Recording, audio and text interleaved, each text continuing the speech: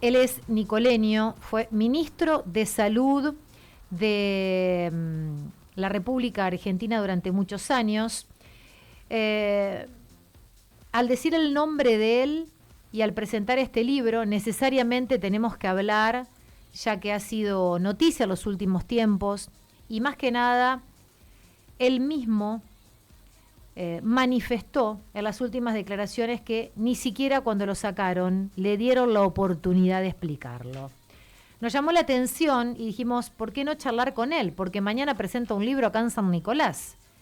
Se presenta Amantes y Alquimistas. Es la primera novela de Ginés González García. Ginés, buen día. Verónica Lasalle lo saluda. ¿Cómo le va?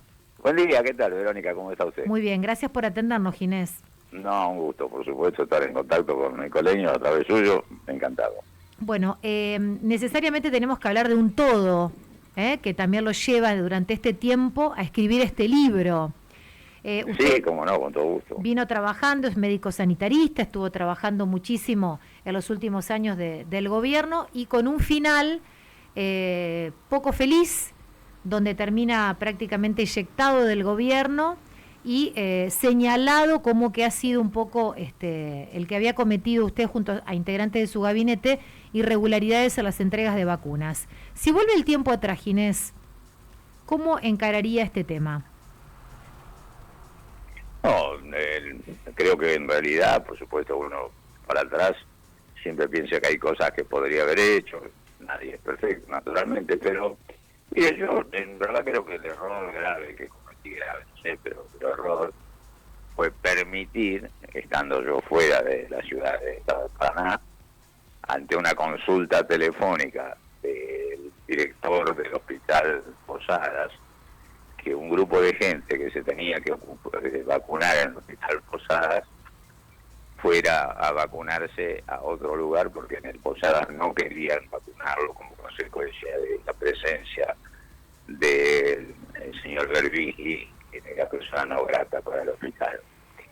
Y yo la verdad que ahí no debía haber dicho que sí que vayan al ministerio, porque el ministerio nunca fue un lugar de vacunas, ni antes ni después. Nunca se vacunó, y la verdad que ese creo que fue un error que ni me di cuenta cuando lo cometí, pero de ninguna manera. El vacunatorio existía, en el Posada tiene uno muy bueno y debería haberse vacunado ahí. No podía nadie negarse a vacunar a un argentino que le correspondía ser vacunado, simplemente porque no le gustaba, ¿no? Ese fue, me parece, un error grande.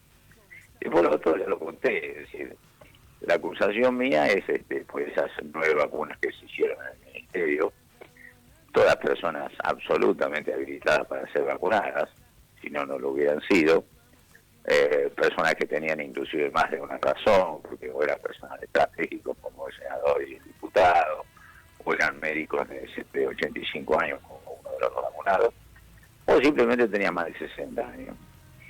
Todos esos estaban dentro de los parámetros para vacunar. ¿Por qué más de 60 años? Porque en realidad la mortalidad, o sea, la cantidad de personas que se morían, lamentablemente era increíblemente más alta en los mayores de 60 años. 3 de cada 4 que se morían eran mayores de 60 años. Entonces, naturalmente, de entrada, no solo yo, sino la Comisión Nacional de Inmunizaciones puso como prioridad a los mayores de 60 años. Dentro de un contexto que no era fácil, ¿no? Porque ahora no es fácil hablar de la historia cuando estamos en el diario del lunes, pero claro, pensemos que decían que la vacuna envenenaba, que éramos genocidas, que teníamos que pelear inclusive mucho, no con los que estaban en función, los gobernadores, los ministros de otras ideologías políticas, no trabajamos todos juntos entendiendo que había una causa superior. Pero hubo muchos desocupados de la política, como digo yo, como Macri, como Carrió, como Bullrich, que lo único que hacían era difamar. Entonces le daba miedo a la gente de vacunarse, y en ese contexto es que uno trataba de que se vacunara la mayor cantidad de gente posible, cosa que logramos. La Argentina fue uno de los países que más rápido logró porcentajes altísimos de vacunación en toda su población. Pero bueno, vuelvo a decir, siempre la historia después de que sucedió, uno puede pensar en algunas cosas, uno siempre cree que debería haber hecho más. Siempre, todas las veces que fui ministro, y fui varias veces, siempre me quedé con la idea que tenía que ser más y más. Y realmente creo que hicimos mucho. Nadie puede hablar de una gran labor, porque cuando uno tiene epidemias mundiales, donde mueren millones de personas, como murieron ese año, esos 2 años en el mundo, nadie puede hablar de éxito. Pero sí fuimos de los menos complicados, porque tuvimos respiradores para todos, tuvimos equipos de recursos humanos para todos, rehicimos un ministerio que lo habíamos tomado hace un mes, porque la pandemia vino prácticamente ya en enero, se venía, de hecho en enero nosotros ya decretamos la emergencia, es decir, recién llegados al ministerio, con un ministerio muy caído, muy golpeado, lo rehicimos y logramos que hubiera respiradores para todos, camas para todos, terapia intensiva para todos. En fin, no pasó lo que pasó en países mucho más ricos y poderosos, como Estados Unidos, provincia de Nueva York, Italia, España, en fin. En base, doctor, en base a esto que... vuelvo a decir, los argentinos tuvieron un comportamiento ejemplar, todos, el personal de salud... Sí, a modo de balance tras pandemia, sí.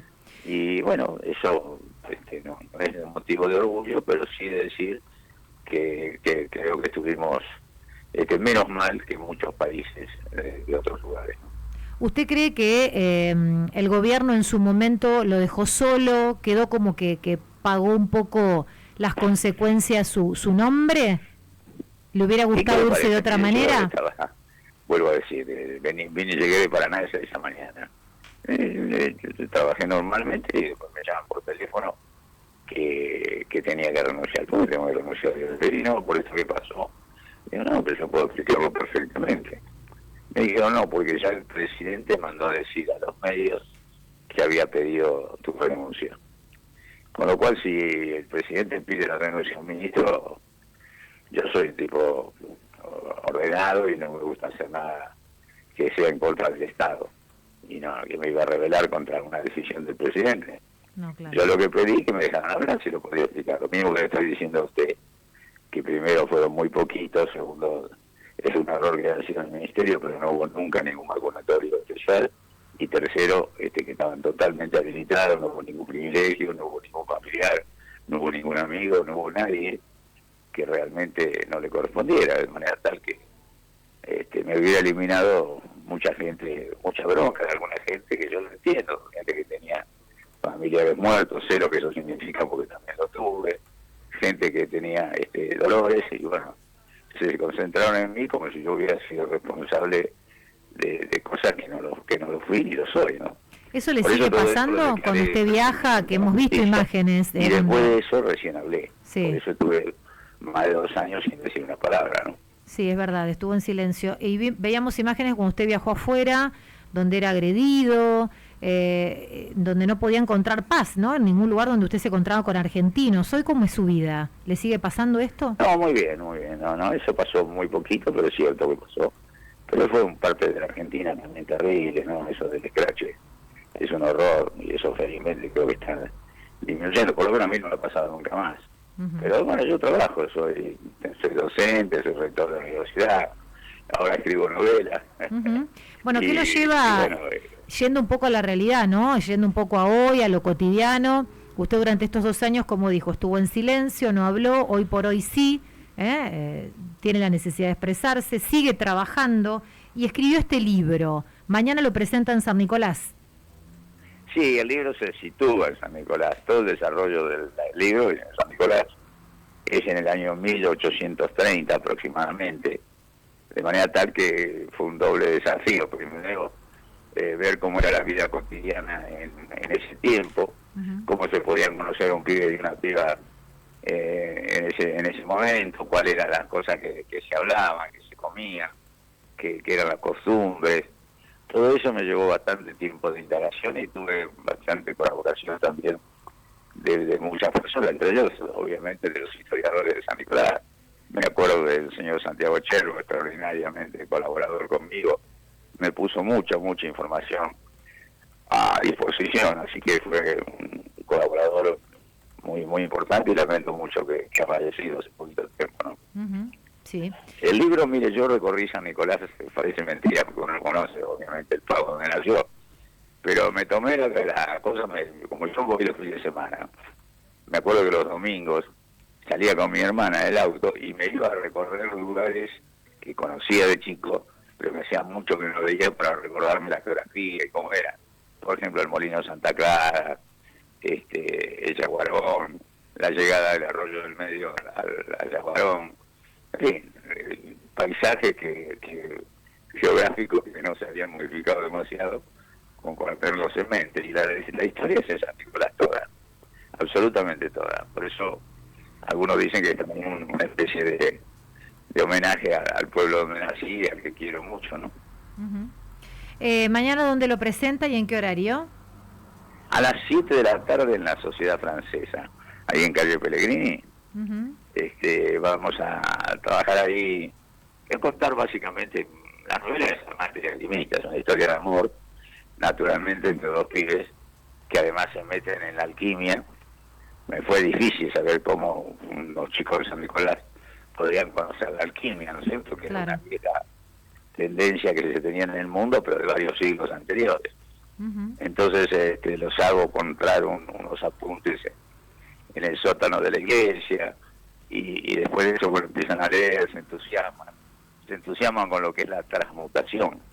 Y en la alquimia transmutar es convertir algo de menor valor en algo de mayor valor. Por ejemplo, el plomo llevarlo al oro. Este proceso de transmutación también se empieza a dar en ellos mismos. Y ellos mismos, a través del amor, empiezan a transmutarse, a cambiarse y a ser mejores con ellos y entre ellos. Y esa es la historia central, digamos, pero déjeme que no le cuente más, porque si no, sí, les voy a quitar bueno, a los lectores la sorpresa, ¿no? Esto es mañana entonces, martes 11 de junio, 19 horas, Sociedad Francesa. ¿Quién hace el prólogo, doctor? El prólogo lo hace, no tiene prólogo, tiene el comentario de Jorge Asís, que es un comentario que está en la contratapa, y después mañana voy a mostrar 2 o 3 comentarios de otros escritores y de un historiador, porque también reflejo mucho la época. En ese año, en el 1830, el gobernador de Buenos Aires, Juan Manuel de Rosas, se instaló en San Nicolás y gobernó durante casi 9 meses, desde San Nicolás. Entonces lo hago al pibe que se encuentre casualmente con Rosas, tiene un pequeño diálogo. Sí, trato de meter la historia dentro. Un poco de historia. Con mucho cuidado, no decir barbaridades, pero por eso me hice revisar mucho con los historiadores.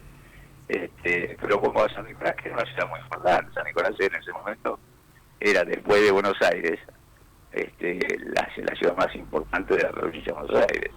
Por eso fue candidata, cuando Buenos Aires fue cedida a la nación como capital del país, San Nicolás fue candidata a ser la capital de la provincia de Buenos Aires. No lo fue porque estaba demasiado cerca de lugares del límite con Santa Fe y del lugar donde se hicieron gran parte de las guerras civiles de esos años, ¿no es cierto? Pero quiero decir que es una ciudad muy trascendente, San Nicolás, como lo es también actualmente, pero para orgullo nuestro era una ciudad que tiene mucha historia, ustedes lo saben. Sí. Fue ciudad de las primeras que hubo en la Argentina.